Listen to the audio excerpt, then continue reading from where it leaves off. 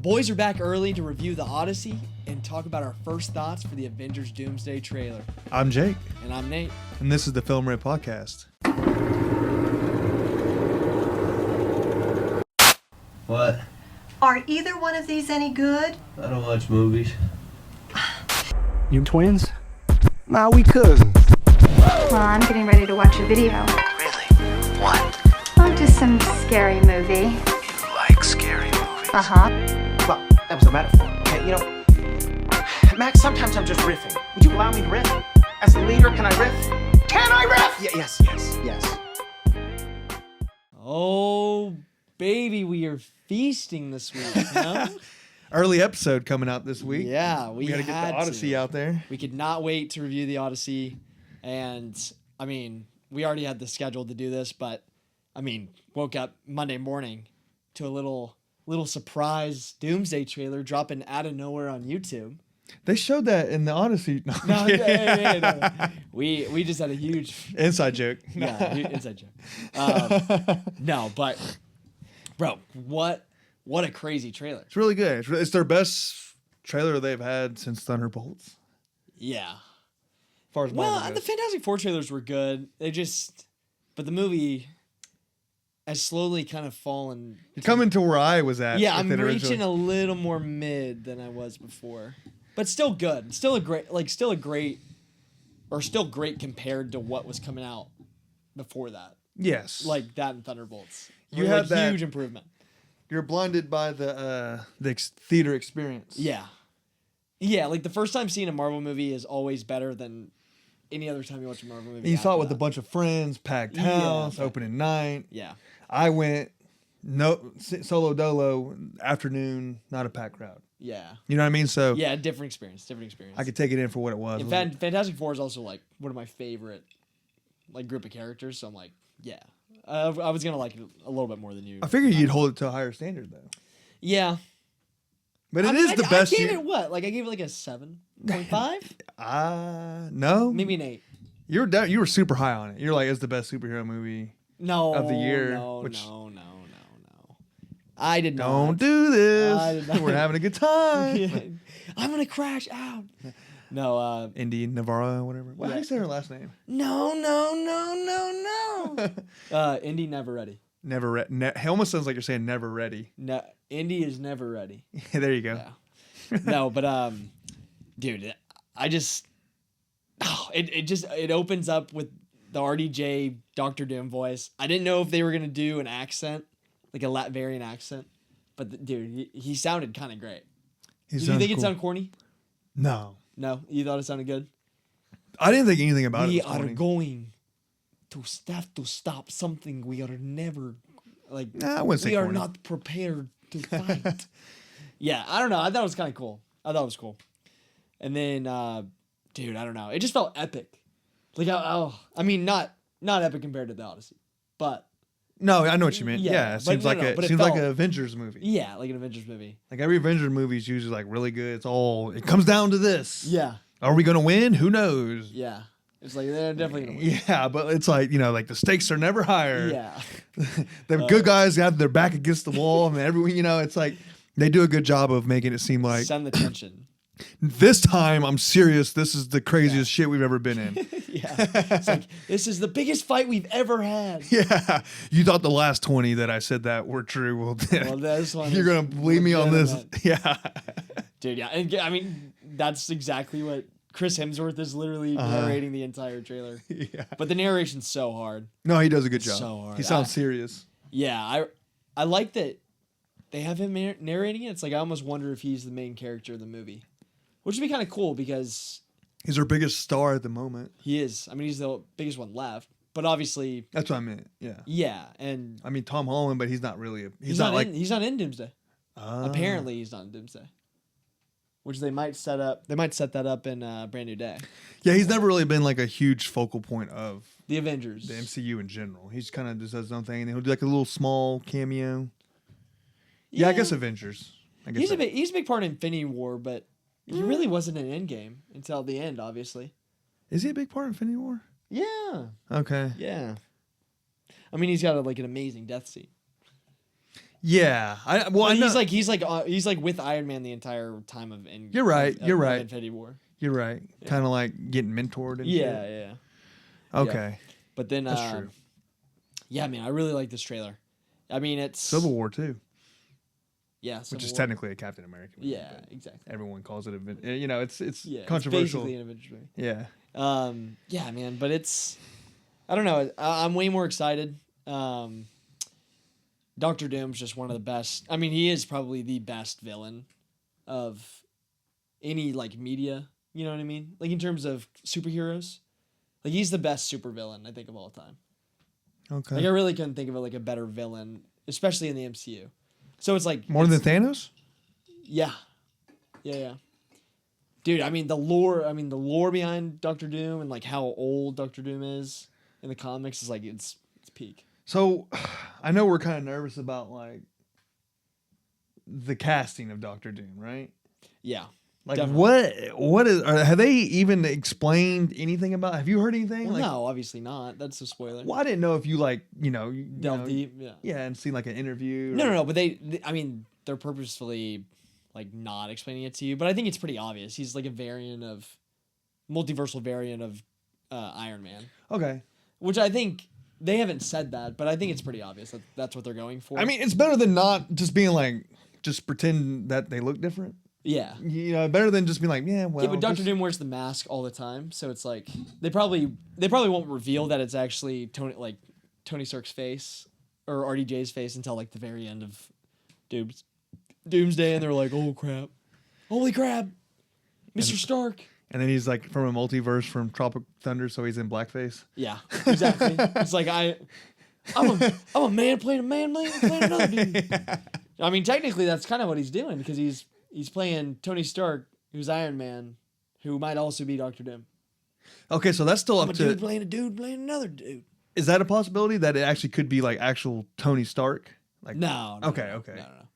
Well, I mean, Like a I don't- reincarnated? I don't know. Okay. Reincarnate? No, it's multi. That's That's what I meant. That's the whole thing is it's multiverse. Yeah, dude, I'm so tired of the multiverse. Bro, shit. you ain't got the Marvel knowledge. You watch all the movies. I know. I just You're don't. like I don't know what the fuck is going on. Yeah, Even well, though I've seen every. well, the multiverse. It's like when they all started doing that shit. That's when I kind of started like fell out of it. just stop paying it. Like really. Yeah, I'm just like I'll watch it, but I'm like subconsciously not paying attention. You know what I mean? Yeah. They're just bad. I don't like it. You like the multiverse though? No, I hate it. Okay, well then fuck. You could at least be like, I get it. No, I mean I don't know. I mean especially like the whole pivot. Kind of worried about it. Moving from like Jonathan Majors, like Kang, multiverse stuff to the Doctor Doom stuff. I don't know.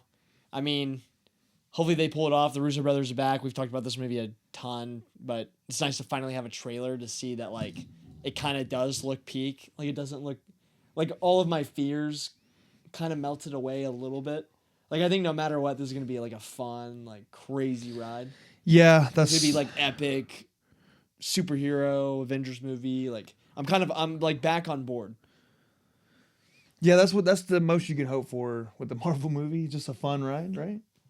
No, I mean you can hope for more than that. Like Spider-Man, I'm hoping it's better than just a Marvel movie. Well, I mean like a fun, like a good time. Yeah, but there's like, Infinity Wars is like a great theatrical experience. Like that was No, like, it really was. yeah, it's like you can hope for more than that. That's Like that's true. the same thing with Doomsday. It's like it's that Yeah. level. Yeah, we're putting it Of- on a different pedestal. Yeah, This isn't like Fantastic Four, Doom or Thunderbolts. or Thunderbolts. something. Yeah. Yeah, but which Thunderbolts was a huge surprise and like a good movie. So, maybe that'll be the same thing. Yeah, I'm with you. Yeah, but dude- My expectations are higher now. All the characters in it. It just sucks because it's not the core Avengers, so it's like I'm not really as hyped about like the Thunderbolts, know. Anthony Mackie's like Captain America, Ant-Man, But it did show. what Loki? Loki's in it. No, Captain America. Yeah, Captain America's back. Yeah, that's true, but it's like how He's got hair now. He's got long hair. you kind of I don't know what they're gonna do. He didn't look as cool, but It really didn't reveal anything about the plot. Like that trailer was kind of cryptic. the plot. Actually, now that I'm thinking about it, all the X-Men stuff, Shang-Chi, yeah, that was. I'm here for the Thunderbolt shit. I was kind of I was like, man, they better show my girl Florence Pugh. Oh, They finally you did. get 2 of her. Yeah, so Yeah. I'm there for that. I could care less about the Fantastic Four people. I know that's blasphemy. Chill. But I mean, like, if I have to give up screen time, I would rather choose them other than like the X-Men and Florence Pugh. Yeah, but they're like, I know they're essential and they're like the main driving force of it. So yeah, the Fantastic Four. Yeah, I mean the dichotomy between Reed Richards and Doctor Doom is like one of the biggest parts of Secret Wars. Like just that entire Doctor Doom character, like Reed Richards and Doctor Doom are like this, you know, They're like that. Yeah, but I'm on board. I'm hyped. Can't wait. They're really pushing the Infinity Vision though. yeah, that's kind of lame. It almost seems. What do you call that? Not when you're not conceited. God, what's the word? Self-conscious, or it's almost like, oh, we got this Infinity Vision. It's like, Oh yeah, because we weren't able to secure the IMAX screens with the Dune. almost seem like they're With Dune intimidated coming by out. Dune a little. I don't know. Well, I think they're intimidated about the screens being bought up. Yeah, I just think it's crazy. Neither one of them moved. They're literally gonna eat each other alive. I mean, obviously, hopefully, it ends up being like a Barbenheimer type of situation. But Nah, it can't. It just can't. They're too fucking long, dude. They're gonna both be like 3 hours, unless you want to spend an entire fucking day in the movie theater. I mean, why not though? Why not? I'm 'Cause down. I mean, yeah, you are, but not the people that went to Barbenheimer, or the people who went to Barbenheimer aren't the people that's going to sit. Even, well, I don't know. Fuck, not Odyssey. Oppenheimer was like what, 4 hours long. Yeah, but with Avengers Endgame, it's okay. So like Oppenheimer got all the dudes, and Barbie got all the ladies, and so it's like it was easy for like to sell like couples and stuff. But the Avengers and Marvel bring everybody, the ladies, the men, and then all the boyfriends are gonna be like, No, Dune does the same. let's go get Dune. I think Dune gets Dune one doesn't too. get the ladies, bro. Does it not? I mean, Timmy might. Timmy Timmy does. might. Timmy might. Yeah, it doesn't get the mainstream ladies, but it's like your mom likes Dune. I think she would rather see Dune than Avengers. I don't think she's watched Dune. Yeah, she has. Has she? I remember when she watched it, she's like, "This is the greatest movie ever," which she tells me about every movie. But She does say that about. she every did. I movie. do remember her telling me that specifically. Yeah. Yeah, she'll watch one movie like every 3 months and then get fixated on it, and then she's like, "This is the best movie of all time." She gave an applause break for Predator. She did. She literally stood up and applauded. She was the only person in the theater who applauded. She stood up, and I'm like standing there with my dad. I'm like, "Oh my god." Like, this isn't an applause movie. Like, I'm not saying it's bad, but man, it's got to be like Odyssey. Yeah. You know, Yeah. Yeah. or Oppenheimer. You know? Exactly. I can't just be clapping for any old movie. Exactly. Bro. That's funny though. Yeah, but speaking of Odyssey, we can get into our review. That was our first thoughts on the Avengers Doomsday trailer. Very excited for it. But Man, it feels weird not having any like movie news to riff on. I know it's a shorter episode. Well, Yeah. we say that. We might sit and talk about this movie for a while. But Spoiler-free section of the Odyssey. yep. Shit. You're good. But yeah, the Odyssey, new movie, obviously from Christopher Nolan, arguably the GOAT of this generation of filmmakers. Adapted from Homer's The Odyssey, one of the oldest stories ever told, ever transcribed, and it is for anybody that doesn't know, is an epic action adventure film based on Homer's poem, starring Matt Damon as Odysseus, and also including Tom Holland, Anne Hathaway, Robert Pattinson, Zendaya, Himesh Patel, Elliot Page, Charlize Theron. Dude, I mean, who's not in this movie? That dude from Straight Outta Compton was in it too. Who? He's like the main villain. Oh he's yeah, like the sidekick villain. Corey Hawkins. Yeah. Yeah. Who does he play in NWA I don't know. I just heard someone or say in that. Straight Outta Compton? Yeah. God, I hope that's who it is. No, it's him. Yeah. I just heard someone say, "Oh, he was good in Straight Outta Compton." Yeah. Yeah, he's a good actor. But yeah, man. Holy. I mean, where Ryan do we- Hurst. Ryan Hurst. Yeah, but where do we even start? I mean, this is highly anticipated. One of the arguably like what we were talking about, like one of the biggest movies to come out, even maybe this decade. Christopher Nolan, all the hype built up. obviously coming off of Oppenheimer, huge success. All these actors accumulated. It's crazy to see that type of cast. The things he invented and created for the IMAX cameras. All of the practical effects with the Cyclops and other things that we'll get into in the spoiler section. I mean, truly a cinematic feast laid out on the screen. And I fucking love this movie so much.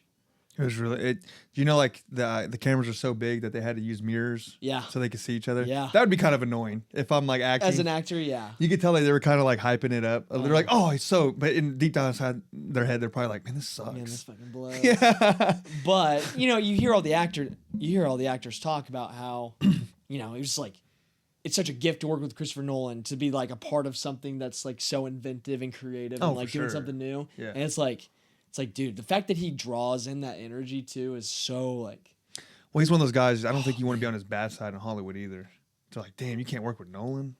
Yeah, but I don't think he has a bad side. Like, I think he just has people that he likes and that he goes back to. He's got his little ensemble of people. Like, you want to be on his good side because it's like, I get to be in this next movie, maybe. Yeah, you know, right. you don't want to be like, well, this kind of sucked, because he's going to hear that and be like, oh, then you're out. Yeah.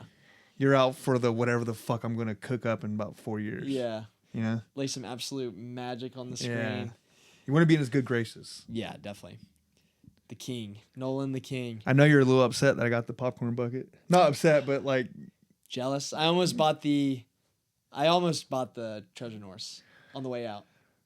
But it was $70. 70? Yeah. Hell no, that bucket was 50. Yeah. The bucket's way better. I know. I was going to buy it. I was this close. I literally walked up to the register and I had second thoughts. I said, I can't do this. I didn't know that. There ain't no way. Yeah. I went up there and asked them if they had because it showed the IMAX popcorn bucket, and I asked them if they had it, and they didn't have it. And I was like, well, I guess I'll just go to AMC and get whatever they got. Yeah. I didn't know it was 70. Hopefully they're not the same prices. I'll buy like a $30 cup. Well, AMC, whatever they're selling, don't they have like different? It's all the same. Oh, really? Yeah. God, if it's $70 there, then I ain't buying that.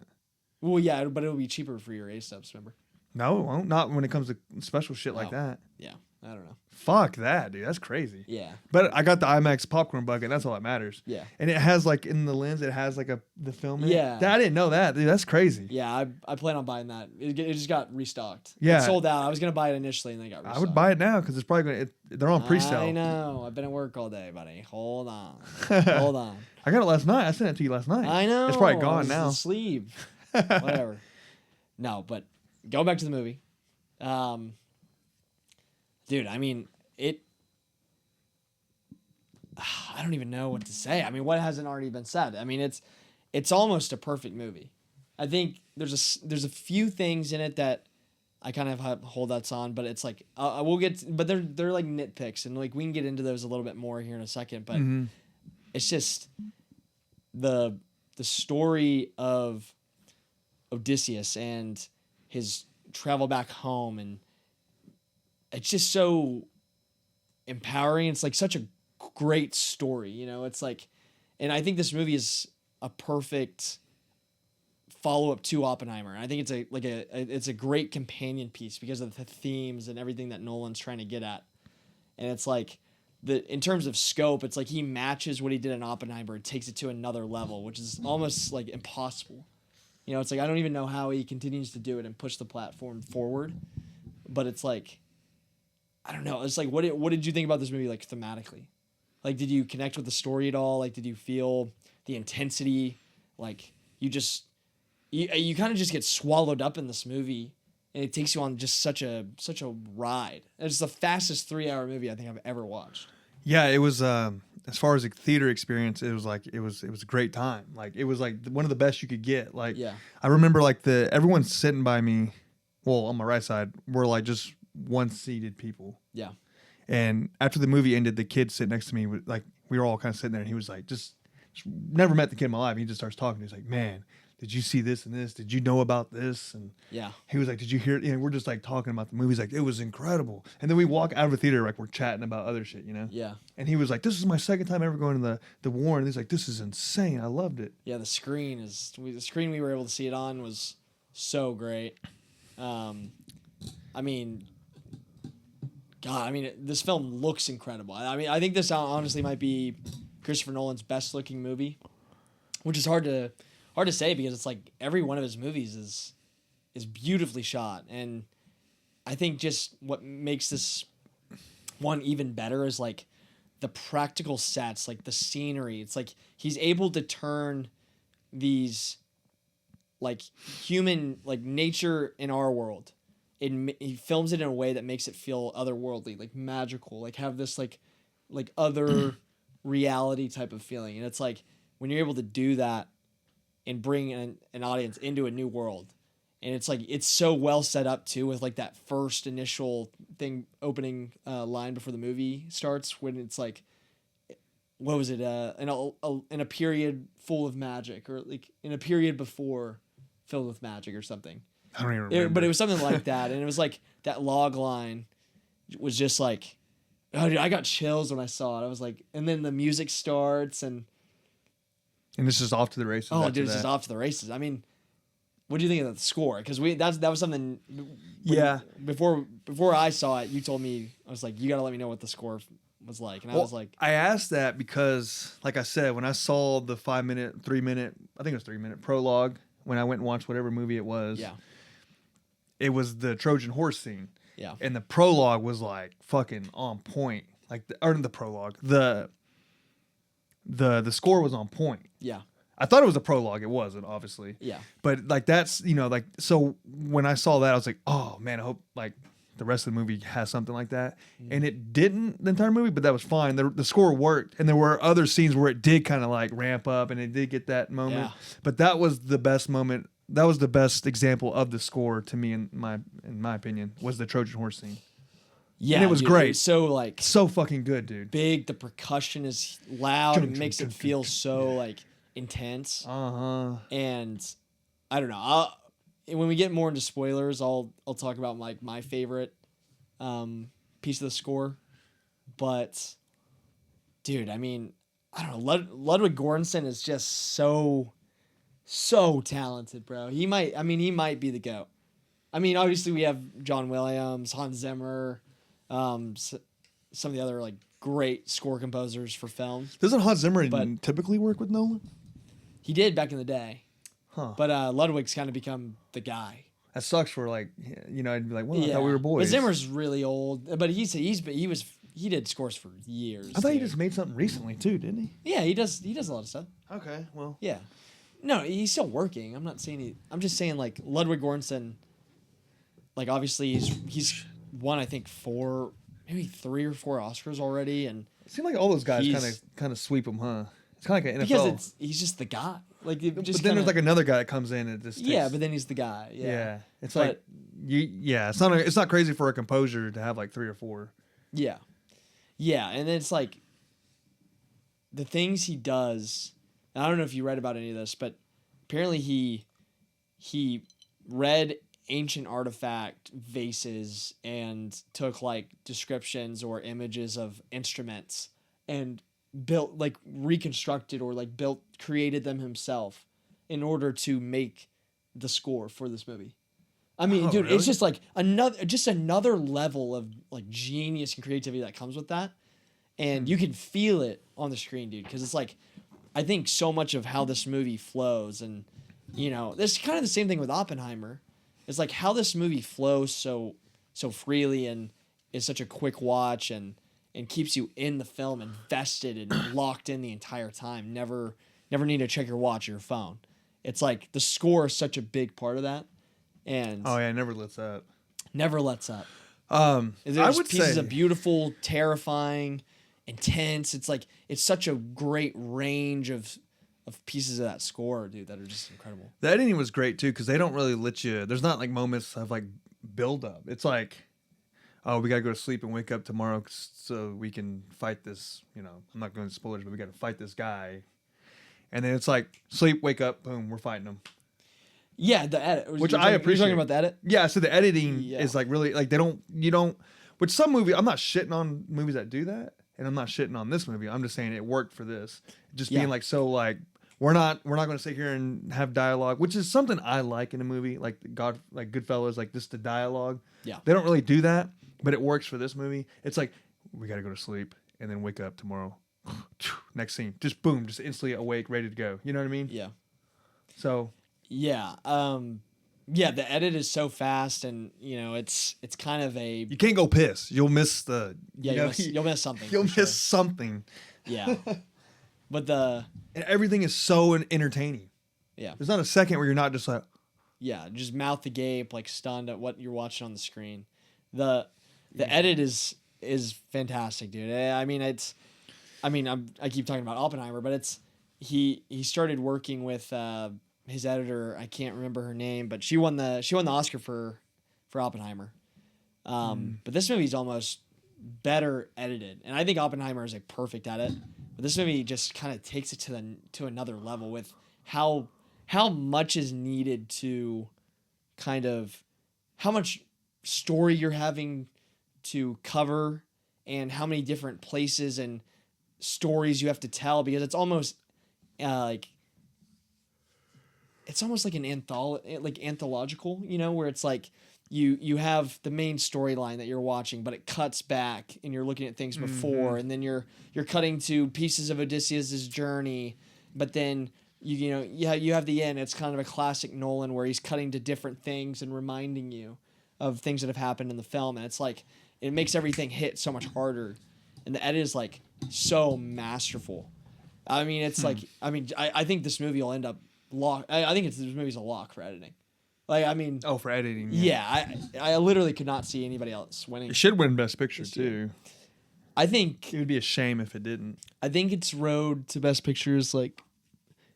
I think it's higher now than it was before, and I think everybody's pretty Academy Award worthy, dude. I mean, it's like Matt Damon, obviously. I could see. I hope Matt Damon, honestly, fuck Tom Cruise, bro. Give me Matt Damon, Odyssey, Odysseus. I don't know winning, about Oscar bro. though. I think it's an incredible performance. It's great. It's nuanced. Nominated for sure. He's stoic when he needs to be, but he's funny. He's terrified. He sells that guilt that Odysseus feels about his actions, and he's the main driver of the themes of the film. It's like without his performance being as likable as it is, because Odysseus isn't a flawless character. He's a very flawed character with a lot of mistakes that he makes throughout the story, and like how he goes about things, and I don't think that anybody else playing that would do it as well as Matt Damon, because he can sell those more dramatic beats and like the anguish and the guilt and the struggle, but it's also you're so rooting for him because of that, because of him being on the screen. Typically when it comes to Matt Damon, I like him as an actor, but he always feels like, oh, he's the Boston guy playing this, or he's the Boston guy playing that. He didn't feel like that in this movie. No, it was probably one of the first times he didn't come off to me like that. So Right. I always kind of write Matt Damon off. Yeah. Like, I think he's great. He's an A-lister. He's a movie star. But he does seem like he's the Boston guy playing the whatever the fuck he's playing in the movie. I would argue I like Matt Damon more than I like Leo. Oh yeah, that's a bad take. Really? That's a terrible take. I think I like Matt Damon more. I mean, I'm not gonna shit on you. You're just the only reason you're saying that is because you just watched the fucking Odyssey. No. That's insane. I'm a huge dude. Matt Damon fan. I would say Cillian Murphy was better in Oppenheimer. I'm not saying he's a better actor. I just think he's. Oh, you like him better? Yeah, he's almost got a better career. Almost. I like his career. Like, I like his performances more. I mean, you could say The Rock has a better career technically. The Matt Damon. Fuck you. Well, what are you basing it off? Money? Like, no. Like his roles that he's had in his life. I think Matt Damon's had an insane career. I think this is adds a little little oomph to it too. Fuck, dude, Leo's is pretty stacked. Yeah, Leo's is stacked, but he makes a movie every 5 years. Leo? Yeah, like every 4 or 5 years. Well, okay, so he's a harder worker. I don't know. Well, we don't gotta debate this, but tell us in the comments who's better, who has a better career, Leo or Matt Damon? Hey, Talented Mr. Ripley, fantastic movie. Matt Damon. Matt Damon is better than The Departed than Leo is. See, I'm trying to think. If you stack them up side by side, decade by decade, I'd take Matt Damon's best performance over Leo's every decade. No. That's insane, dude. Right. What's Eating Gilbert Grape? What? I mean, just, Oh, I mean, yeah. I mean, he. That's a good I performance. mean, yeah. and that's like when he's like a fucking kid playing that movie. Yeah, true. Uh, All right. Well, what did you think about the rest of the actors? I saw a lot of flack on Tom Holland. I thought Tom Holland was great. I thought the worst guy was okay. Now this, what we were just saying about Matt Damon playing this guy or Boston guy playing whatever. That was like John Berthal. I think he was like literally the Punisher. Hey yo, sit down here. Let me tell you something. Yeah. Let me tell you something. You want to know about your dad? Oh, yeah. Who here knows Odysseus? Yeah. He's like, well, tell me, have you heard something? Have I heard something? You want rumors? You know, he's like, yeah, he's dead. He's alive. Yeah. Yeah, dude, he's kind of funny. He literally sounds like the Punisher. Yeah. He does a little bit. Yeah, we don't have to get too far in the cast because there are a lot of like spoilers if we're going deeper and like what their performances were.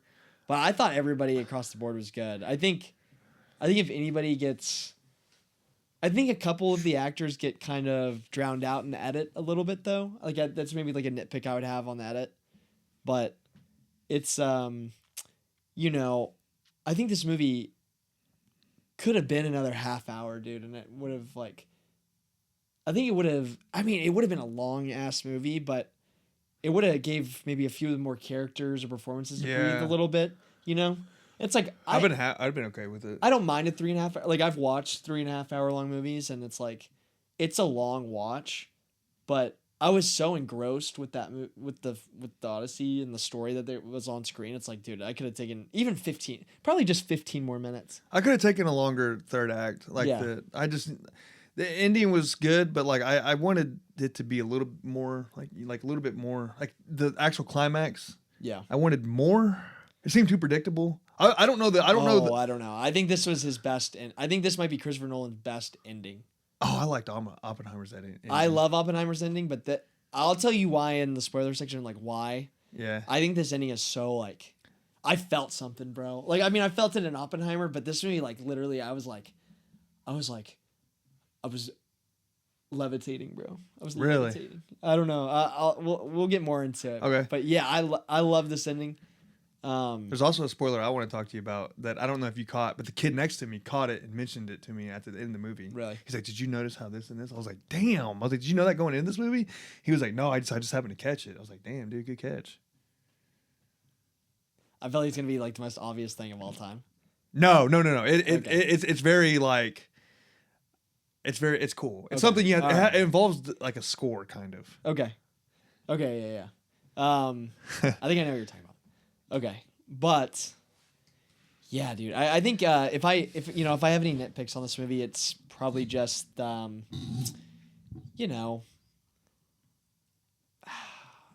some of the like I said, like some of the performances get a little drowned out in the edit. Even though I think it's like a masterful edit, like I think it's great. That was something, and then I think we'll get more into it, but there's a certain character that Odysseus is stuck with for quite a long period of time, and I don't think that character really got fleshed out enough. Like some of the Patel's character. Say what? Patel, his character. No. Okay. No.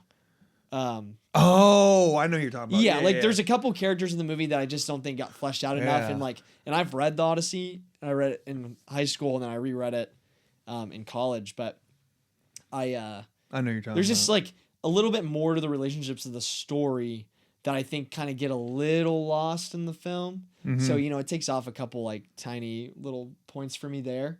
But I mean, this movie is a fucking masterpiece. I mean, it is legitimately like this movie ended and I was like, that's a masterpiece. I mean, that is like Oppenheimer combined with Odyssey is like Christopher Nolan's fucking magnum opus. So I think this is like way better than Oppenheimer. Like, I just think it's like levels. Yeah, it depends on what. Yeah, I mean, it's all taste, I mean, they're two very distinct, different movies. It's just the way he made this, what makes it so epic. Yeah. Like filming during an actual storm in the ocean, just shit like that. The practical effects with the Cyclops and shit like that. It's like, dude, it's just insane. Yeah, it's incredible. The building the IMAX cameras specifically because I'm sure you heard that recently too. Like, this is the first ever movie filmed completely in IMAX cameras, and that's because the dialogue, you can't do it because it's going. It's loud. Yeah. So they built the shit around it. They were like, "Did you see how much time they had left on it being completely like they can't? It went. The rooms wouldn't be able to hold the film. Yeah. They're like 15 minutes away from it or something. Yeah. Did you see how much it weighs? Yeah, it's insane. It was like a couple tons, or not tons, but it was like something insane. Yeah. I was like, that's crazy. Yeah, no, just the lore behind this movie is it's crazy. My nitpick would be now this nitpick, small thing. Some of the characters look too modern, like look too cool. Like Travis Scott. No, not even him. That black dude that was with Patel and him, I don't know. Yeah, Corey Hawkins. No, I thought he was the bad guy, Corey Hawkins. Did you just say Dev Patel? No, he was with Patel. Who's Patel? That's his last name. Dev Patel? Is that his name? I just know Patel is his last name. No, him, she, or whatever. The Indian guy. Yeah, that's not Dev Patel. I didn't say Dev. I just said but Patel. You said Patel. His name's not Patel. Okay, no, not. Was he not with? Oh, it's Hamesh Patel. Yeah. Yes. Yeah. Sorry. I was like, what? I thought you were talking about Dev Patel. I was like, No, I was like, I didn't say. You're confusing.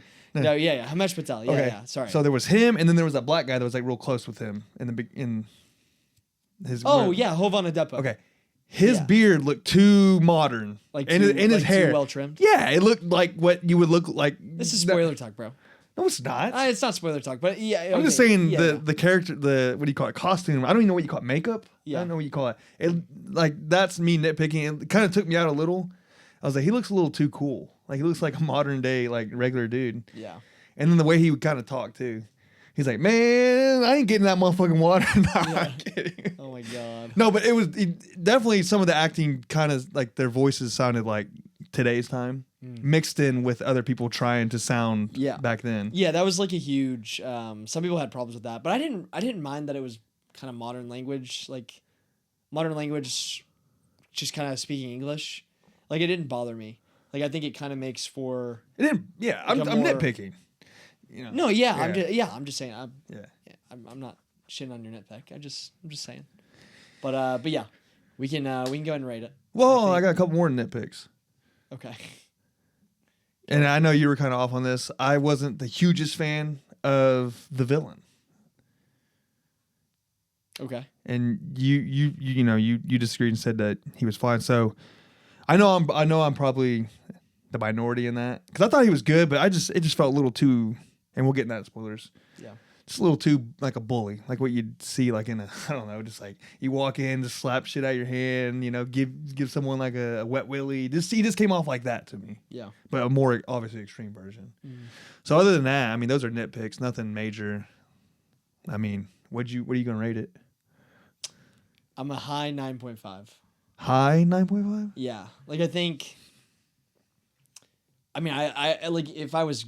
I'm above a 9.5, but I'm not at a 10. I think I'm legitimately at like a 9.7. The only thing that was holding me back from like a 9. I'm at a 9.5, a low 9.5 to a high 9. Okay. So somewhere between a 9 and 9.5.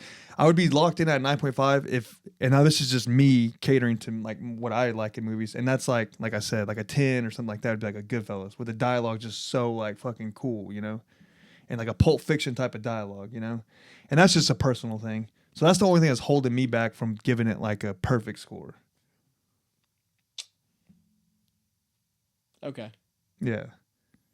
I guess that's fair. Yeah. But like, do you expect the Odyssey to have like dialogue No. like that?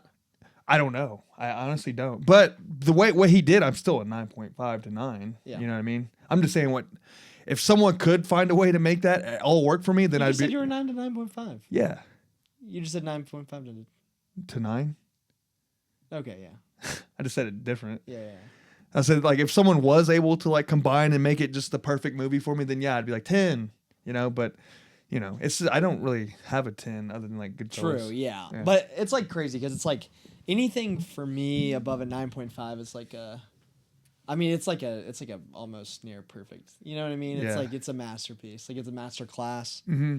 And I mean, we've been glazing this movie for already probably like 20 minutes, but dude, it's just so good. There's nothing like it. This will be a definitive movie for the next, 20 years. I mean, people will look back on this and think it's like, it's a historical moment for movies. And It's just like, so goddamn fun. It's just epic. It's epic. Christopher Nolan talked a lot about in the interviews, like his inspiration of Lawrence of Arabia and kind of the epics of the 70s and all these different aspects that he brought into this filmmaking and tried to like make a larger than life big movie. And it's like he just accomplished it. I mean, he's literally mastered every genre of filmmaking. It's almost unfair. It just hit me on what your favorite score was. Yeah, That part. What? Oh, okay. Maybe What it's are you not talking that. I thought that part was real cool. I don't know. Maybe you don't know what I'm talking about. I'm wrong, and it's not your favorite part. Then you would know what I was talking about. Freaky.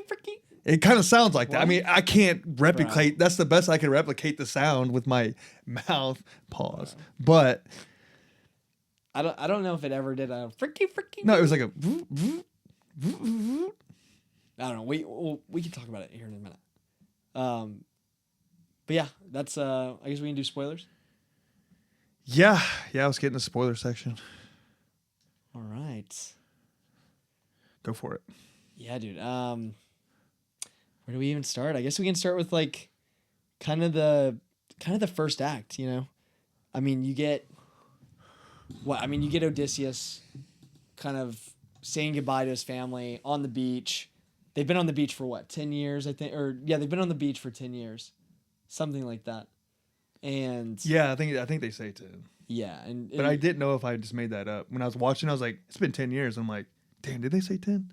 But I think his entire journey home was like, I think he was gone for like 20 years or something. 20? I Yeah, can't. it's Man, pretty crazy. that's unrealistic with that dog, then. Well, that's what he was saying. It's like it's unrealistic. That's why it's like such a big moment. What do you mean unrealistic? I mean, it's a fucking mythology. It's a movie about mythology. Like, what do you think? The dog can't live past 20? Oh, here we go. That's like the most mainstream basic. I hate when people do that. What? Like, well, they can't do this. It's Well, a the first superhero thing you movie. say in the spoilers is that the dog. No way, the fucking dog lived past 20. Yeah. It's like, bro. It's you're living in a. It's I not forgot. even We a can't human nitpick world. it. It's the masterpiece. I forgot. Go ahead. What? I didn't even say that. I'm just saying. Okay, dogs can live to 20 years old. He just got the dog. Like the dog was a fucking just born baby when he got it. Yeah, I guess. They could. There's been dogs that live past 20 years. Yeah, I guess it was sick for 19 years of its life, just laying in that one spot. No, it wasn't. He threw him in there, and that was like years went by since that dog's been there. Outside of the dog. All right. But it's kind of cool. The movie opens up, and I think I might be kind of wrong. I about walked out when that happened. Yeah, bad. This is fucking stupid. I don't like this. No, movie. I'm talking about when they fucking. I thought you were talking about when they're throwing the when they fucking threw the dogs dog off. out? Oh, yeah. I was like, well, that's all I need to see. Because you hear it goes. "Arr!" Yeah. My friend next to me laughs, and I could tell this lady was like a little upset. Don't be mean to the dog. I was kind of like, damn, man, they gotta go and kill this dog, man. Like that. Those are back in the day, that's how they did shit. Yeah, honestly. Nope. Nope. Get out of here. Well, I mean, when he's on the hill and he's They're throwing, like on a mountain, yeah, cliff. Yeah, he's throwing the younger dogs on. That's so funny. That's what I was talking about. Yeah, I was like, that was It's like, kind of funny. Yeah, my friend died laughing. I kind of laughed, but I'm like, damn, that is kind of This dark. one's too small. And then he stops him Yeah. on his dog.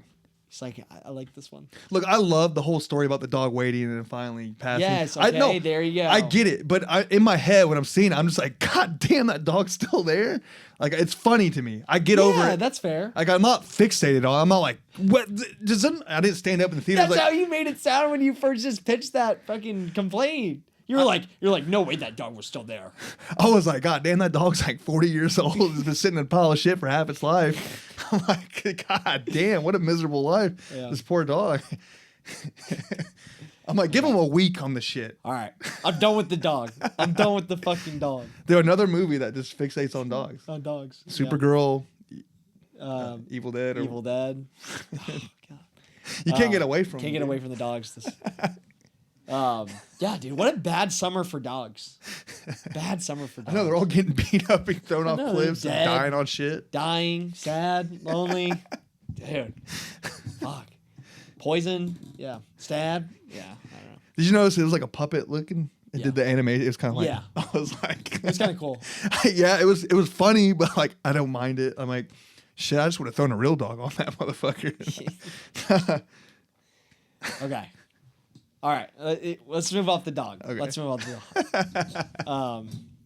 Yeah, but the movie opens up. Isn't it Telemachus is in the throne room, and it's like all the suitors are there, and they kind of set up how long Odysseus has been gone, and they kind of tell that story, right? It's like Travis Scott's on the table. I like that part. I thought it Travis was Scott part. sick. It worked good. Yeah, it's like people were complaining about Travis Scott. I was like, dude, I thought it was sick. And it was only Like, like it adds another layer that it's Travis Scott too, kind of too. it's like 15 seconds too. Yeah.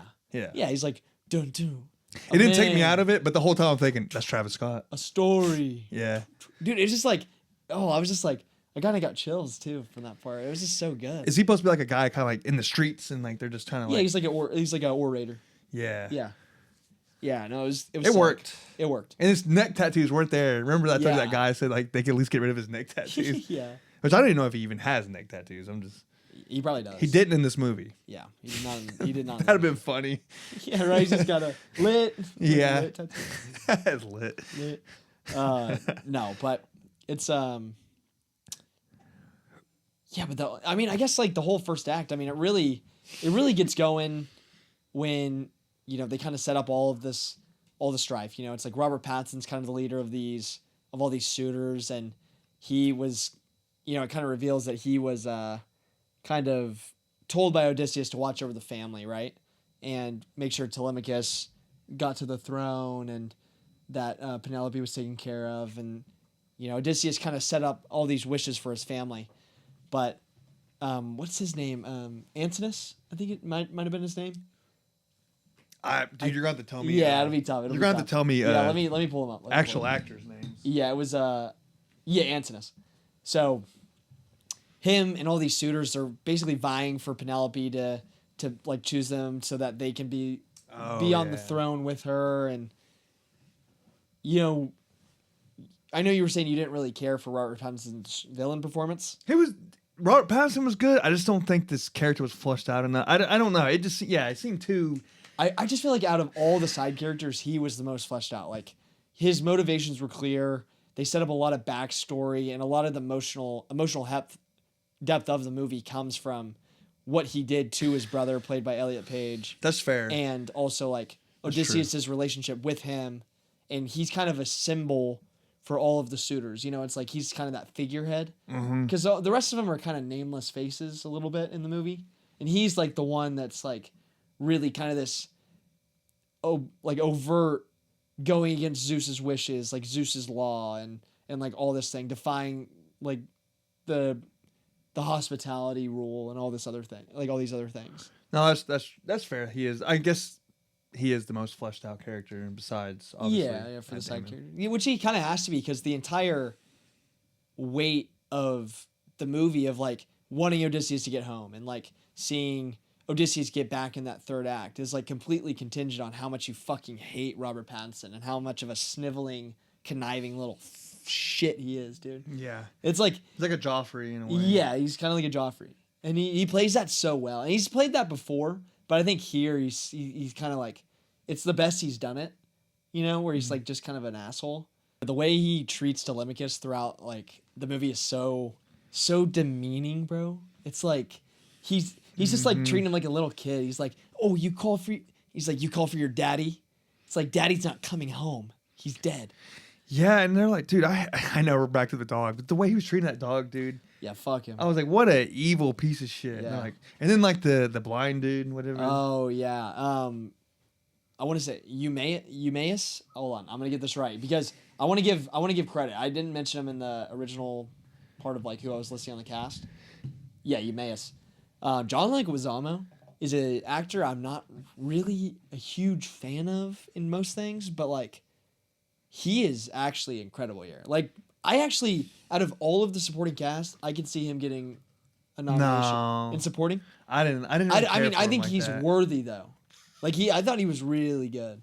Yeah, I don't know. It's not him. I guess it's the writing for it. He just seemed too like, God damn. But he sells the. Yeah, I mean, that won't happen. I know that won't happen. Yeah. But I'm just saying, like, he sells the desperation and like he almost sells the desperation of awaiting Odysseus' return more than Telemachus, like more than Tom Holland. And it's like, well, yeah, because I mean, this guy's like, yeah, it's like his best friend, you know. and it's he's like, blind. So he's blind. You just and he's add like, that extra layer of like just pitiful. Yeah, he's just like so sad. Dude, that scene like where he like catches that he spies on it and here's whatever Mia Goth. Mia Goth, we fucking forgot about Mia Goth. Or yeah, she was such a little bitch, huh? yeah. But you know when he catches that whole scene, there's like so many transactions going. It's like boom, boom, and then it's like this person, and then it's like, oh, he's right here. I was thinking, I was like, if this was like a parody movie to making fun of it, it'd be hilarious. Like if he thought he was hiding behind like something, he's just like out in the open, like yeah, it's like he thinks he's behind a pillar, but he's actually just right in front of him. yeah, he's like right in the middle where everyone could see him. I was thinking of that when that happened. I was like. Yeah. But they did catch him like immediately. He's like, oh. Yeah. Like Robert Pattinson brings him out. He's like, oh, shucks. Dude. Yeah, like towards the end of the second act. Yeah. Mm-hmm. Yeah. Do you know who would have been a great casting for that? Who? I think Joaquin Phoenix would have done a great guy. You don't think so? I could just see He kind of like the gray hair. It was too big of an actor. I know, but like I think he would have nailed that role. Yeah, I just feel like it would have been weird to see Joaquin Phoenix like in that. Just like take you out of it because he's too big. It would take me way out of it if I saw. But Travis Scott, not. No, I didn't because he's not really in it. Like he's just there. Like he does his. I know. Piece. Yeah. I don't know, but like, I don't know. Yeah, I thought the Robert Pattinson character was really cool. I think Anne Hathaway was really good. They gave her a moment and she shined in that moment. When she's yelling at Telemachus whenever he goes back. Because Telemachus leaves at the end of the first act and defies his mom's orders. I wish they would have showed more of that. Like, what was his travels? What happened? And, yeah. He's just gone and then he's back. And they detail it a little bit more in the story, like his voyage, but it does get a little like skipped over here. But I mean, it's not really important to the story necessarily. But it would add something to his character. Yeah, because it is I think he's gone for a while, because he ends up going to, oh god, whatever that island is, and then Helen of Troy's sister is there, played by Lupita Nyong'o. Dude, we forgot another character now. You say that, Safdie. Yeah, as Agamemnon, yes. Dude, what a we see him for gangster the in first time. He was just there aura farming. He's like that's exactly what he's doing. Get your men. He's like, get your men back to your Get Greek grown. Fuck, what's it called? I don't know. No, Ithaca. Yeah, Ithaca, please. Ithaca, please. Yeah, but he's pretty good. He's fine. He looked a little boyish. Like he looked a little too small for that armor. Well, just when he's geared up, he looks fucking. He's just standing there. Yeah, like he's like not actually Safdie, but like just when he's man. They did not show his face one time. When he gets stabbed, they do. No. Is it not? They showed him from the back. They showed the back of his head. They don't show his actual face the entire time. Really? I mean, you get like the quickest flash bulb edit of his face. And it's like you don't even see it. Yeah, it's pretty. I thought that was a little like crazy. I didn't think about that. But it kind of makes sense. Like, my girlfriend actually said this to me. It's like, oh, like why didn't we see Agamemnon's face? And I was like, it kind of makes sense because Agamemnon's not like Odysseus. Like he's not like a main character here, and like Agamemnon's a character where it's like he's so otherworldly, like as a leader, like he's like a big figure. So it's like it almost makes sense they never really show his face. Like I thought that was kind of like he feels more like a legend, like more than he feels like a character, you know? That makes sense if that's what they were going for. Yeah, like he's like part of like the mythology more so than he is like a character in the Odyssey. Yeah. You know? So it's like I kind of liked how they treated that character a little bit because he does get a big speaking part like later on in the underworld, like when they're talking to when they go to hell, and I don't know. I thought his kind of that was the scene when I was talking to the. Oh yeah, yes, I know what you're talking. Does that make sense now? Yeah, what I was doing? Yeah. Okay. I know what you're talking about. I wouldn't say it was like How would bad, you? Yeah, but well, how I do mean, you, I don't know. I can make with just your mouth? Like, I mean, that's like the. It sounded more like hip hoppy, like Yeah. you're scratching like a. yeah. I don't know. But okay, but as long as you know what I was saying, I Yeah, thought I know I thought that was maybe your favorite part. I What know you're what you're saying. yeah. Yeah, but he gets a good monologue in that scene. Kind of like warning Odysseus about his like don't expect a warm welcome whenever you get back. Like, and there's another part of that scene that we can get into a little bit. Oh, we can go ahead and get into it now, but that scene is so integral to the movie because it's like both of those monologues from Elliot Page's character. Which Pace did good too on the monologue. Great monologue. I mean, I thought, like, I'll be honest, like, I wasn't a huge fan of. I thought Elliot Page just like died in that first scene of the movie where like they capture the Trojan horse and bring it in. He gets like shot by the arrows and dies. Like, I thought that scene was kind of. I don't know. It just felt kind of weird, like kind of jarring to see Elliot Page in that role and then just instantly die. I was like, okay, that's kind of weird. Like you're there for no reason. Yeah, right. But he's also like he's worked with Christopher Nolan before. Yeah. In Inception. Same with Travis Scott. So it's like, hey, I'll throw you in this. Just Yeah, to dude, I fucking think that's die. sick. Yeah. That's what I'm saying. So like when it was so quick that he was barely in it, so I'm like, okay, well, yeah, that makes sense. He's just putting his homie in the movie. Mm-hmm. But it's odd because Oscar nominated, talent that you see like just lose or just in and Die out of nowhere. Yeah, dude. And it's like that hell sequence where Elliot Page is talking to Odysseus, and there's two monologues where it's like, we'll talk a little bit more about Odysseus' journeys up until that point, but this scene is so pivotal because Elliot Page has that whole monologue about what is it? He's basically telling him kind of a reflection of Odysseus' guilt, right? Where Odysseus is they did the Trojan War, and you kind of see flashes of that, but it doesn't really come kind of all together until that sequence, like of how he feels about it, and then full circle at the very end that we'll talk about. But Odysseus feels like a trickster, like he lied and he stole and he did what he had to do to win that war.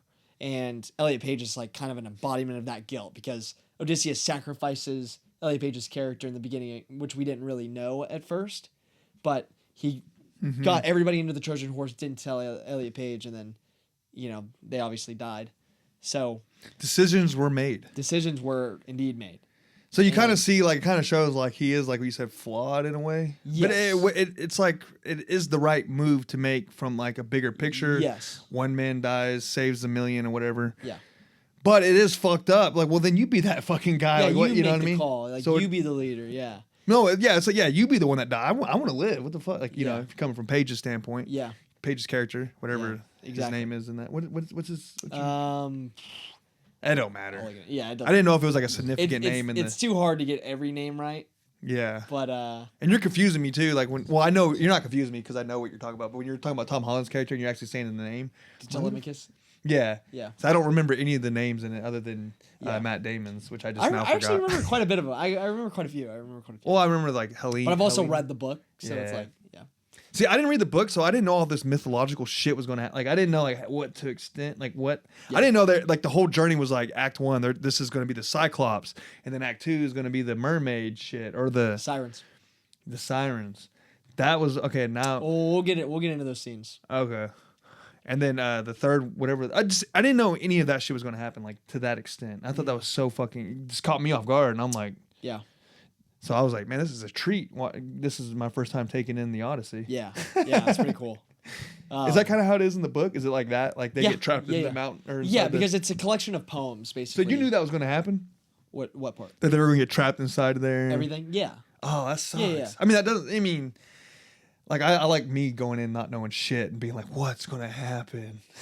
Yeah, like I know how everything goes. Damn, that sucks. Yeah. But I mean, it doesn't matter. I mean, it's such a...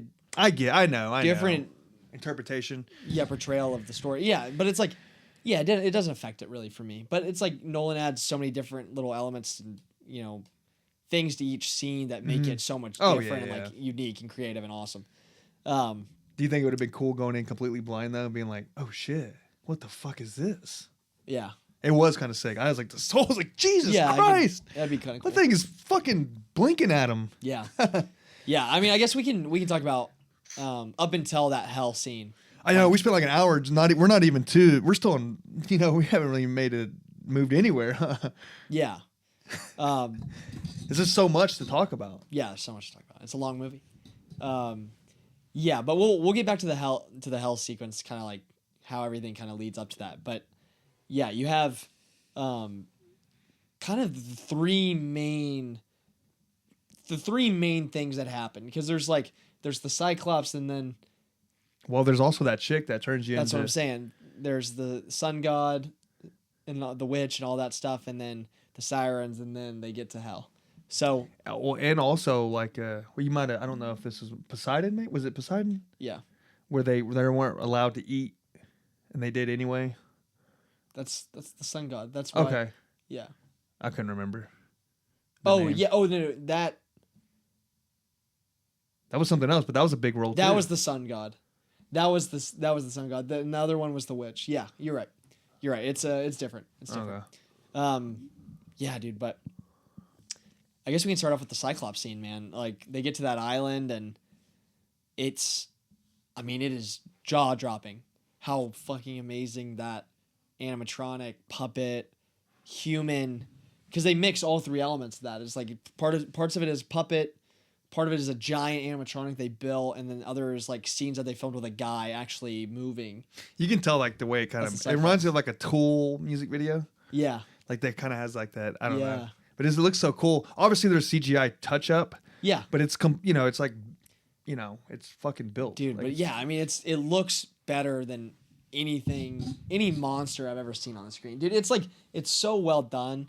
And the way that they shoot it, they're obviously obscuring different parts of it so that way you can't tell, but it also adds to the horror of the scene, like, because it's so dark in that cave that it's like the way that they shoot it kind of almost like emulates how the characters are seeing the giant or the Cyclops at the same time. True. And so, dude, I just love that whole sequence of like them trying to outsmart it by trying to like, and it's so funny because they're about to stab it in the eye at that one point, and then Odysseus is like, wait, hold on, but then we can't get out of here. Mm-hmm. It's like it's like kind of a funny scene. It was smart. It was smart, yeah. Yeah, because I would have been like, stab it. Then Yeah, like, right. You just fuck. want to fucking kill it. Yeah, but then when they finally do stab the Cyclops in the eye, the fucking scream, blood curdling, dude. I mean, It's like burning in fire too, a little. Yeah. Oh, Yeah. it's just. I mean, the sound design is insane, What? terrifying. I thought like he just went back to sleep. Like fuck it. Like what was Well, now that? he can't see, and I think he's kind of like he's not like a genius. He's not like a smart. Yeah, I get character, that. so it's like- But they don't know that.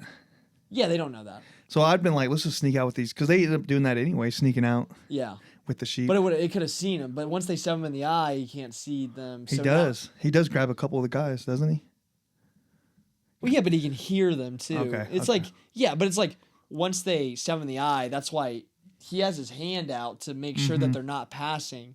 And so they outsmart him by rolling themselves up in the hay and feeling like the sheep. They feel like they Yeah, have the same that's texture okay. as the sheep. I thought they were trying to look like the sheep, but no, yeah, that makes Yeah. yeah. It makes sense. Then he does the classic hero move, jumps back in because Yep. his guys are still back there. Yep. It's awesome. And then, it takes like 3 tries for all of them to like get out. And that's It's what I like, was saying about the editing. It was like, boom, no, we're not going to spend an hour inside of In here. the cave, Yeah, we're just yeah. going to, it's fast paced. Like, how are we Yeah. getting out of here? Yeah. It keeps it moving the whole time. And yeah, dude, it's awesome because, they get out, and then that whole chase sequence down the mountain's fantastic. It's so well done. And then you have, I thought they were cooked. oh yeah, some of them got. But I thought he was about to murdered. just fuck up the ship or Yeah. I don't know, something that he just kind of like, Mm-hmm. just goes off. Yeah. And then what? They go from there, and then you have they go to that island where they're kind of like, they're so hungry and they're starving and they're like so desperate from being on the ship all this time, and they're basically like, Odysseus is like, go up and find. Well, no, you're skipping a kind of essential point because he does do something before that pisses them off. They're like, oh, you're gonna piss off the, I don't know the names, The gods? one of the gods, a specific god, the sea god or I don't know, something like that. And that's at the very beginning. He's like, well, then we'll defy them, or I don't give a shit. Basically, is what he said. So then that's when all that happens. Yeah, because they get blown off course. And then when they arrive, they kind of tell him like, it almost felt like they were saying like, fuck off. Yeah. Like we all decided that you go this way, we're gonna do this. Yeah. They made the move. It was kind of like a mutiny. That's what it was, right? Yeah. So it wasn't like he didn't tell them to go up there. He basically was like, "Fuck it, Yeah. y'all." And then he takes the bow and then does his own thing, and then he shoots that deer. Oh, I love the pluck on the bow when he does that. Oh, dude, it's so. And the reasoning behind it too, with when he's like, "I like to give my prey an equal chance of survival." He's basically like, "I don't hunt, like I fight, like I fight evenly." Yeah. Which is completely different than what he does in the Trojan War, which I think is a really cool contrast. For Which the really character. fucked him. He It really, really fucked him up. Yeah, I wonder if that was like I didn't know if that was like a play on like today, like the wars today. Yeah, I think it was. Okay. I Yeah. kind of felt that. Yeah. But so they go up to the house and they're eating. They find Sorry, out. I didn't let you finish, but he shoots the deer and it turns back into a human. Yeah, but I did kind of fast forward because you find they go through their shit first. Yeah. And that's such a like a A24 unsettling, like pushing her hand in and just manipulating them to look like a pig. Incredible practical effects, incredible editing. Her monologue she's saying the whole time. It's the perspective of like like a woman's anger for like masculinity and like man, like just being a man. It's She had a justification too because back in those days, like the soldiers that would come in would just rape and pillage. Yeah. So she's like, you take guys whatever they want. Yeah. Brutes. Even though they were nice to her. Yeah. Yeah, they were. Yeah, they were pretty nice. Yeah. But I mean, she's taking out like just everything. Yeah, that's what I'm saying. Like that anger, like that Uh-huh. woman's anger at men and all that stuff. And God, yeah, them getting turned into pigs. Great scene. So Odysseus comes, saves the fucking day. Of 'Cause he- course, because he's the goat. Well, he kills that deer and then it turns into a human, and that's when he knows, like, oh shit. Yeah. And then you see the lions and all that, like, oh, those are all people too. See, I had no idea. I'm sure you did because the book, but I was like, cool. when I seen them going up there, I was like, oh, it's just a crazy lion. Yeah. And then he makes his way up there, and then like the pigs, you can tell they're like, Yeah, like, "Jeez." don't go in there. Yeah, they're like on his Save ass. us, help me. Yeah. And then like the bird obviously ends up being her sister, which is crazy. I guess it's not just women. Yeah. It's just like, I guess anyone. They're not just men. Yeah, not Yeah, just yeah. men. So But that scene where he's like you kind of see him like he's kind of going along with it. Yeah. But he's piecing together it shows off like his intelligence like so well. and he grabs that bird. Yeah. I mean, he got lucky that she gave a shit about that bird because Yeah, she was oh, like, yeah. I don't give a fuck. It's one of these pigs. I don't care. And then she didn't, and that kind of like saved the day as him grabbing that bird. Yeah. Because it's her sister. Yeah. And then they lost a couple guys on the way. Odysseus gets back to being the leader. They go out into the ocean and they end up she learns from the witch that she kind of gives him a prophecy. It's like your men will die. It's like they will die because they'll eat the livestock on the sun god's island, and you will have to make a choice here and all this other stuff. Did she say that? I thought that was when they was like in the Hades. No, she says that. Okay, I couldn't. I thought. Oh wait, No, it's when they're in the Hades part. no, she tells them to go to hell.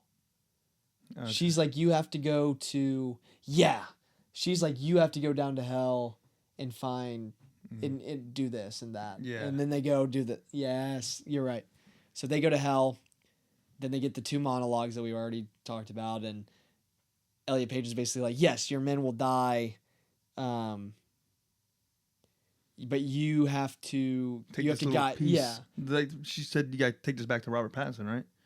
Well, she was like, he was like, do this for me, Yeah. like, and relieve my or remind him of his shame. Yeah. Yeah, he's like, remind my brother of my shame, because we already saw it, but turns out Robert Pattinson's character basically was supposed to go to the war, but basically cheated his way out, sent his brother. His brother ended up dying, and then he stayed there and became just a piece of shit, groveling loser. And yeah, dude. So they end up, they go to the Sun God's Island. The prophecy is foretold. Well, I would before we get too far, because they mentioned the whatever that fucking thing. Whirlpool. Yeah, and if you go this way, this many people But die. that's If you after don't- the Sun God's Island. This in the Sun God Islands when they eat the. No, they go from hell to the Sun God's Island, right? And then they eat the livestock. They defy the gods. They defy the or they play into the prophecy. And so they No, that got them there. They went to the whirlpool and then that. no, because once they leave, the gods are mad at them. So No, they die instantly. I promise you, dude. they Let me don't tell die- you real they quick. don't die instantly. Once they get to that where they eat the livestock, it clears up quickly, and then they get on, and then the next scene is like it's all fucking just like Oh, it's all going yeah. down. So the whirlpool thing. Oh yeah, because he has to make the choice to save one or some. And then they do that and they Yeah. die, and then okay, those are cool too. Whatever the fuck that thing Tentacles? is, yeah. Yeah. That's coming and taking them. And he's like, you knew that was going to happen. And he's Yeah. like, yeah. And then they see that island. He's like, we can't go there because of this and that. Oh, and they're like, we're tired and we're hungry. Yeah. He's like, we won't eat we'll just eat He's like, promise me. we'll just eat like fruit and shit. Yeah. Oh yeah, and because Poseidon's mad because they messed with the Cyclops, his son. Okay. He changes the wind so that they can't sail off the island, Mm. and so they get stuck there, and the men go hungry, and so they're forced after like many days to like eat the livestock, and then they sail off, and they end up all dying on the ship like late at night. And That was a cool scene, It was. I was With all kind the of lightning confused and on the thunder. their thinking on all that because they knew they were cooked. but it's prophecy. It's like Yeah. But they thought they were still going to make it. I'd have been like, I'm just going to die here. well, I guess. I think it's kind of like this other. It's weird because it's like I've read the story and it's like you get the same feeling in the movie, but it's like maybe it's like it's harder to pick up on that if you haven't read the book maybe, but it's like the prophecy because it's prophecy. It's like no matter what you do, it's like it's gonna happen. Mhm. So it's like basically it's like they kind of know and they know that it's gonna happen, but it's like they can't help themselves because it's prophecy, and so it's like this like weird manipulation of like reality where like they're like just it's gonna happen Okay. anyways because it's already foretold. I guess the only thing I was like kind of like on their reasoning, like I felt like they thought they could still live. Yeah, it feels kind of against their will too because they're smart characters, but they kind of get like Well, I mean, like you're Delirious. starving, yeah. and they said like we made a decision to either we'd rather die by drowning than Yeah. starvation. So then like when it does clear up, I'd be like, this is a trick. Yeah, yeah, right. Would have been my mindset, but I guess it doesn't. I guess Yeah. like you said, I don't know. Yeah, it's prophecy. It's like weird how it goes about. And then but then that happens. That scene's great in the ocean. But we did forget another thing too that was real sick. yeah. The giants, Oh yeah. the kid screaming, Blood curdling scream. and then the giants show up. Yeah, that was sick. And then they're just mowing people down. And we forgot something before that too. God, did the sirens? We skipped that part because that was Oh yeah, the sirens. them eating the food was the last. They're all dead after that. And now this is what I wanted to tell you. So that kid caught this. So they have to tie him up because they told him. This was the first part they go through. This is like my favorite scene too. It was like one of my favorite scenes of the movie. The sound that they play like that orchestra whatever, and he describes the sound as something so perfect, but at the same time, Yeah, it's the same- worst thing that's ever happened to you. Yeah, I know what you're talking about. Now, you ready for this? This was the kid caught. I wanted. All right, did you catch? I yeah. I know. What is it? It's like the same song that plays at the end whenever he like returns home to his Yep. wife. Yeah, Penelope. Yeah. Did you know that before, or did you just now No, put it no. together? I picked that up. Yeah. That was pretty sick. I Yeah. didn't realize that. Yeah, dude. It's So it's basically like this something you want so much, but it's not. Yeah. Whatever. Yeah. That's cool. Yeah, it's cool. That's cool as hell. Yeah, it's pretty cool. Yeah, it's like just adds another layer of like the genius of like the filmmaking, and like having musical themes that replay, and it's like they mean something. Like they're like it's not just music for a score. It's like the music is purposeful. Dude, but that entire sequence of like them going through the sirens and his fucking scream and like how just great acting, by the way. Like what a great like anguish scream, and like he really sells like the despair that he's like experiencing. That one dude just took the earplugs. I said, "Fuck, I want to hear it." Because it's so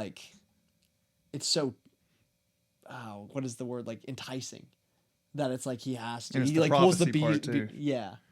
Just so like when the like what? How does he die though? Does it like those people? Are, He swims to the island, but they're like they're bad? creatures. Like Okay, they'll kill. They're, him. okay. I wasn't for sure. Like Oh, dude, he probably died. Like everybody who went to who jumped on the boat, like probably got fucking eaten or something. Like, he was probably really fucked up. damn. Yeah. Yeah, dude, what a great sequence. Yeah, but then, yeah, jump ahead. Calypso, obviously, we're learning all these stories of Odysseus through like him remembering it with Calypso, who kept him on the island for 7 years. And I think that was a really cool narrative structure, because it's like you're piecing together while also splicing to what's happening currently with Telemachus and Penelope and the suitors. But it's like as you learn that story, it kind of feels like that anthology, right? It's like you're learning like these kind of tall tales of like their adventures, which are all poems within the story, like the original like collection of poems, which is just like, it's really cool to like split it up like that, you know, not just a straight narrative structure, but like you're actually getting these recountings of like poems and orations of like what happened along his travels. So really cool.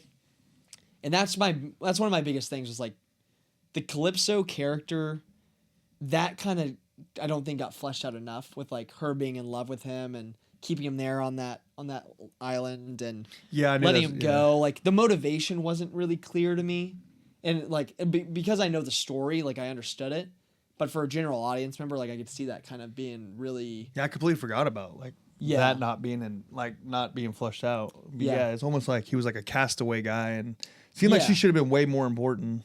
Yeah. No, she's like a huge part of the story. And it's like you feel that in the movie that she's important, but you don't know why. But you don't really get it as well as if you know like the story already.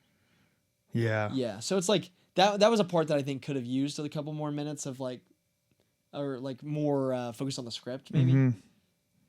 But I mean that's a nitpick, you know. It still plays. It's a valid nitpick though. Yeah. It's like in any other scenario I feel like we'd be like, what the fuck was that about? Yeah, exactly. Yeah.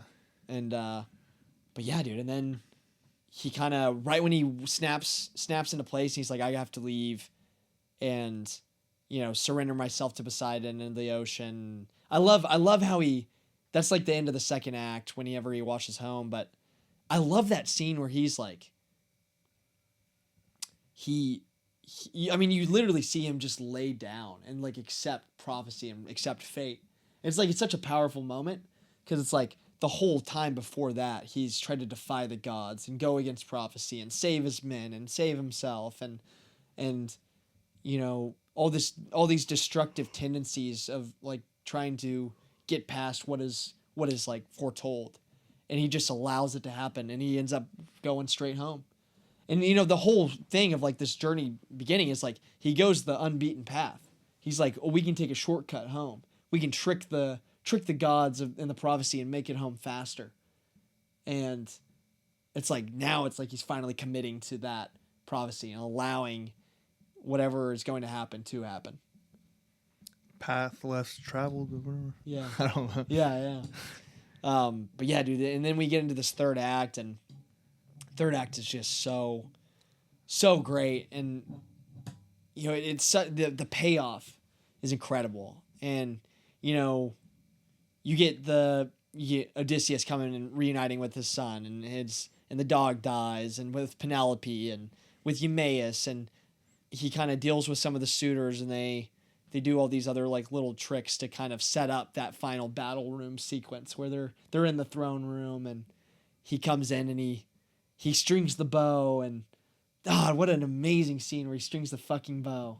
And he makes that sound, and his wife instantly knows. Instant. The entire room. Yeah. The second he strings that bow is like, we're so fucked. But it's so cool, because it's another layer to that too. It's like he strums it, letting his prey know that he's about to fucking predator, like fucking feast on them, dude. It's like he gives them a fighting chance. And he goes like John Wick on. Oh, dude, he goes super John Wick. Just the arrows, and he gets pretty fucked up in the battle, but dude, he destroys them. I mean, they just kind of like poke him with like an arrow. He gets stabbed like a ton of the spears. He gets stabbed with like spears. Yeah, it almost felt like they're just like yeah. It didn't, They are kind of jabbing him. yeah, it didn't feel like he was like they're kind of like scared of him still, so they're just like poking him. Yeah. And he has like an arrow in him, a couple arrows. But Isn't it cool how like as they're fighting, I don't know if you noticed this, but like people start to just like give up and start bowing. yeah, like- yeah. But then some people are still fighting, but then like they slowly just all kind of succumb. Yes. And I don't know, we kind of glossed over. I mean, that whole fight sequence is incredible. Yeah, but I We mean, kind of gloss over his whenever he reunites with Penelope. That whole speech that he gives her is so like awesome because it sets up what like kind of the final scene is. And is he like trying to disguise his voice? Like is he No. doing like a Batman? Like no, a, I think no, not really. My I think wife. he's just trying to sound because I think at that time the way you portray yourself and like is important. So it's like he presents as a beggar versus presenting as like Odysseus is home, like as a king, a king. No, I mean like when he's talking to his wife. Yeah, But it almost seemed like I feel like if that was me, I think Paige she would have been like, feels it. Well, yeah, okay, I know that's what I'm saying though. Like, Yeah. like it's not just about like how he's speaking. Like he doesn't have to change his voice really because in that time period and like this type of story, it's like who you present yourself as is so important. You know what I mean? so It's she like wouldn't fathom him ever acting coming, like that. yeah, coming like that. Yeah, and so And he does that because of the homecoming's not what you think it could be. exactly, but it's kind of like that double-edged sword where it's like he tricks and he steals and he does that to win the war, but it's fate. It's like he has to do that now again. Like like you can tell it hurts him inside to do what he's doing, but he has to, and he kind of accepts that that's who he is and like that's like the path he has to travel because that is prophecy. It's like it is prophecy that he has to do this and kind of go around and live in what he's already like that guilt that he's already kind of been running from, and that he kind of is fully actualized during the Troy scene. But I guess we can talk about kind of the ending, which is like kind of my big point that I like love. That's like why this movie like really hit home for me. It was like you get pieces of the Troy sequence kind of scattered throughout the movie. I think that's like genius because every time it goes back to it, it recontextualizes it in a different way. It's like you get the scene, you're like, oh, this is sick. Like we're seeing like this tall tale of like Odysseus and what he did. It's like the story that they start to tell at the beginning at Travis Scott's character, right? And then he kind of tells that story again, and you see kind of his horror of the guilt he sees like of them like lying to get in and them pillaging and killing everybody in the village in the city and taking it over, right? Mm-hmm. So it kind of recontextualizes. Is that how it is in the book? Like, does he have guilt? No. Well, yes. Okay. Well, not overtly characterized as it is in the movie. Yeah. But like it's a part of the like the story itself. You know, it's because it's poems. It's not like like a straight narrative, right?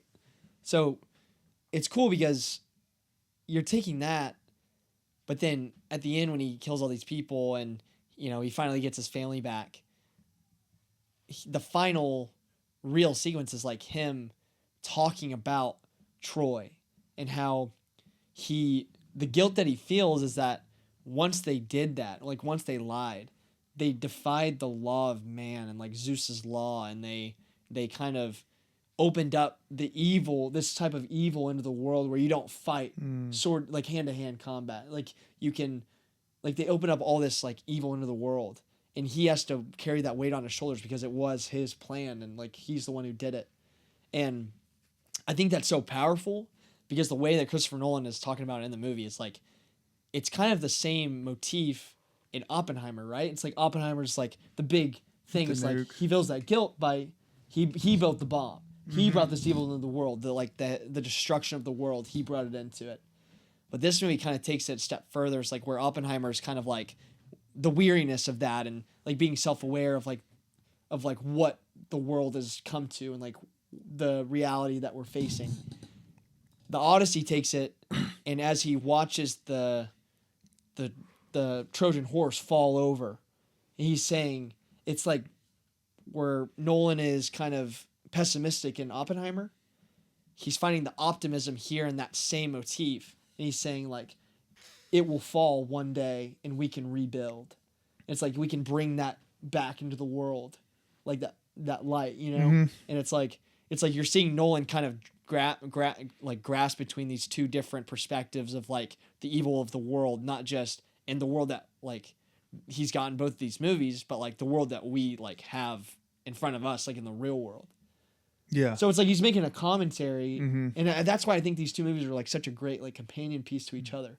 So it's just like I think combined, when you look at both these films, it's like this will be considered like his magnum opus, dude. That was so cool. I'm sorry, I just like went on a huge rant, but it's like No, I mean that makes sense. I mean, Yeah, Did you see that somewhere? Like, was that like, or is this your No, take that's just- from it? I actually said this to my girlfriend driving home, and she was like, "I think you're reading too much into the movie." She's like this, like scrolling. "Yeah." She's like, "Yeah, okay, keep yapping, buddy." yeah, like it was like it's just like a just take this. It's entertaining. Shut up. Yeah, no, like literally, she was like, "I thought it was just a movie, like a really good movie." Yeah. But I'm like, dude, it's like, there's intention behind the art, bro. No, It's I like- know, especially with Christopher Nolan. Yeah, And the right? Odyssey. Yeah. But that's the thing is like, I don't think he's ever before before Oppenheimer. It's like his movies are amazing, and they have like heavy themes and like complex themes. But it's like making comments about the world around us and like the like kind of something great, like more than himself, like more than what these films really like are. Mm-hmm. Like these films are more than just movies. Like they have like actual like true artistic commentary on like the world around us, right? And I think that's like, I don't think he really ever hit that From a period piece too. It's from like a mythological period piece. Yeah, and It's same like- with in Oppenheimer, Yeah, it's like a- just something like that, like happened It's a so war long movie, ago yeah. that can relate to today. Yeah, and they're so relevant, both of them. Yeah. It's like, but I think it's even more impressive to make something like the Odyssey Yeah. relevant, right? Because the nuke thing is like, well, yeah, that makes sense, right? Yeah, Whereas this is like you really took it to another level of what they were saying. exactly. You added layers, Yeah. and you know, You're able to make something like a poem from whatever the fuck that was. yeah. To relate into today's time. Yeah, I mean, I will say like the Odyssey is kind of a blueprint of like all the stories that came after it. You know, it's like it is like one of the first stories, oldest stories, and it's like you can see any narrative you create. It's like there's pieces of the Odyssey that are in that. You know, it's like not that it's saying like people are taken from the Odyssey, but it's like it's such an influential piece of literature and storytelling and orature and everything. It's like it is just diffused like all the way down like into now, and it's like to take that and add a layer onto it the way that he did is like so genius as a director, and it's just so cool, man. I don't know, this movie is so incredible, like such a just a moment. I really liked with the Troy, like how they did the first part that I saw in theaters. Yeah. And then they kind of stop before it like gets into action. I was like, damn, I really wanted to see like some shit. But then later on, then they do show it. Like not as intense, but they do show something. They show, it goes back to it. And I'm like, oh, it's sick. Oh, that scene where they're like bringing back the barriers on the wall and he's like shooting them with arrows. Yeah, but they're actually fighting the people and going through and all that. He's kind of Oh, telling it. yeah, that. Yeah, it's just, well, I actually got like I needed some, they didn't show like really any action in that first part, that build up, and they stop it. And I'm like, oh, that's it, huh? But then they go back and he does show it. Yeah. I thought that was something I thought was like sick. Yeah. I still get my fix. Yeah, right? No, the action in this movie is really good. Really well done. But man, I don't know. I mean, we kind of covered Yeah. most of it. I mean, it's we could. Yeah, we've been here for a while. Yeah, it's crazy. Yeah, man. It deserves it though. It's a good movie. Yeah, if you haven't seen it, please go watch it. I think this movie will only get better on rewatch. I kind of want to go see it again with my dad. See, Regal? obviously show it to him. Yeah, I'd probably. Since it's their first time watching it, Yeah, you got to go IMAX. Though. you gotta go IMAX. You can't to the you got to talk AMC. them out of Tinseltown. Yeah. Oh, dude, yeah. I'd be so mad if they wanted to go see it. Oh, Yeah, God. But yeah, man, that's the Odyssey. I don't know when we'll be back. I think we might not do another pod until after Spider-Man. Most usually we go a couple weeks. So we'll go a couple weeks from now, and Spider-Man would be it. And you said that might be your last one, potentially? probably on this format, yeah, before I move away. Yeah. It's coming up. But we'll keep grinding. Keep seeing movies. And August has a bunch of good movies coming out. It does. Dog Stars. Yeah, Dog Stars. There's a couple other two that's coming out in August. I'm a little skeptical on Dog Stars. Ridley Scott kind of... I mean, he did make Black Hawk Down. He made Gladiator. He made Alien. Oh, I thought you were saying you're skeptical, like in a bad way. Oh, I'm skeptical of like his like more recent filmography, yeah. What was his last movie? Okay, he did Napoleon. He did Gladiator 2. Ugh. And then, yeah, those are like Dude, the I last two actually movies. kind of like Napoleon. Yeah, I like Napoleon more than Gladiator 2. Yeah, Gladiator 2 was just like some slop. Napoleon was like a good, well-made movie. It just was boring. It just wasn't what it's kind of marketed as. Yeah. You know what I mean? Mm-hmm. I agree. I thought it was going to be a little bit more like intense, Yeah. badass. Me too. This is kind of him being like a lover boy. Mm-hmm. He's a certified lover boy. Yeah, exactly. My wife. Yeah. My wife. He was just draking it up. He's all like being petty and like Uh-huh. just sad. And, like, Exactly. He's like, these bitches will know my name one day. I don't even know what city I'm in. Where am I? Yeah, man. But dude, looking forward to Spider-Man. Yeah, we're gonna try to figure out something about how we'll continue this project. But Yeah, we'll scheme on some ideas. we'll scheme on some ideas. But I'll catch you next time. Yep, next time.